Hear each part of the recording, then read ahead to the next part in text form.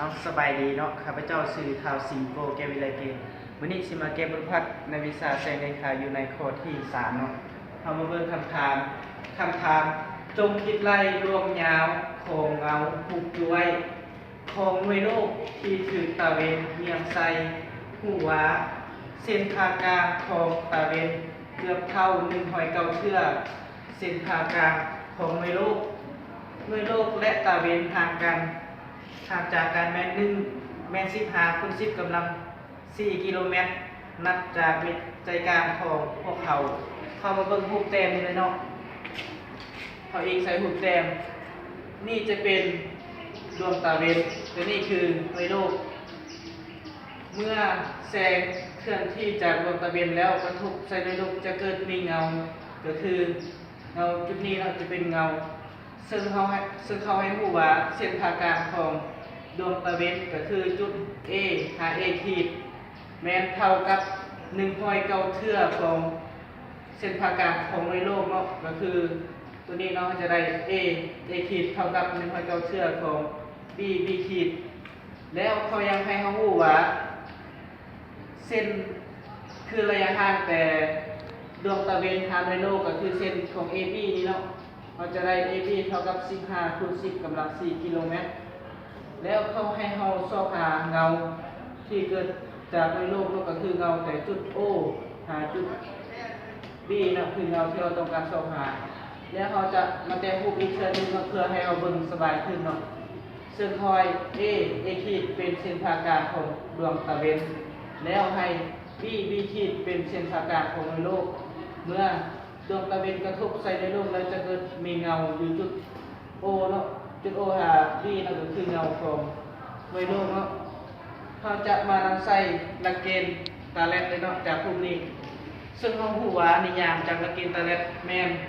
อัตราส่วนของผู้มุมใหญ่จะเท่ากับอัตราส่วนของผู้มุมน้อยเขาเบิ่งอัตราส่วนของผู้มุมใหญ่เนาะผู้มุมใหญ่ก็คือ A ขีดหา O เนาะสำหรับตัวนี้เขาจะบริเกี่ยวเลยเนาะเขาจะได้ A ขีดส่วนในกับ AO แล้วเท่ากับอัตราส่วนของผู้มุมน้อยก็คือจุด B ขีดเท่ากับ O เนาะจะได้ B ขีดส่วนในกับ BO นั่นก็คือ B ขีดส่วนในกับ BO ซึ่งเขาต้องการสอบหาก็คือจุด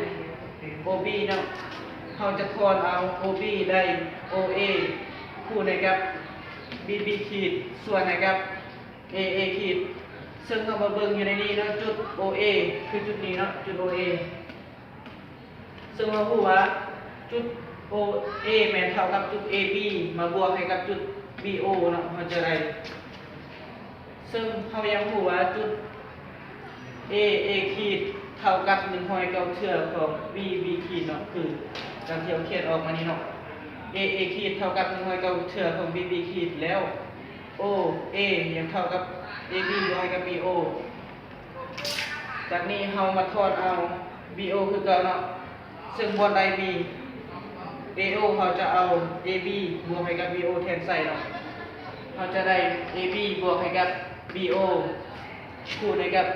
BB ขีดก็คือตัวเก่าส่วนให้กับ AA ขีดก็คือ109 BB ขีดเนาะในนี้ BB ขีดจะหมดไปเนาะยังเหลือ O BO เท่ากับ AB บวกให้กับ BO ส่วนให้กับ109เมื่อเราเอา109คูณมานี้จะได้109ของ BO เท่ากับ AB บวกให้กับ BO เนาะแล้วเราจะได้ทอนเอาที่มีตัวรับคือกันก็คือ109ของ BO จากตัวรับที่คือกันก็คือ BO เราจะมี2ตัวเราจะง่ายจากบวกจะกลายเป็นลบคือ BO นี่จะมี1เนาะจะเท่ากับ AB ซึ่งว่า109ลบให้กับ1ของ BO จะเท่ากับ108 BO เท่ากับ AB เมื่อเราทอนเอา BO เนาะจะได้ AB ทอนเอา BO จะได้ AB มาส่วนให้กับ108ซึ่งเราคู่ค่าของ AB คือ15คูณ10กำลัง4แล้วมาส่วนให้กับ108จะได้ 0.13คูณ10กำลัง4เนาะซึ่งพอทอนค่าของ BO ได้13คูณ10กำลัง2หรือเท่ากับ 1,300 กิโลเมตรเนาะขอเข้าใจ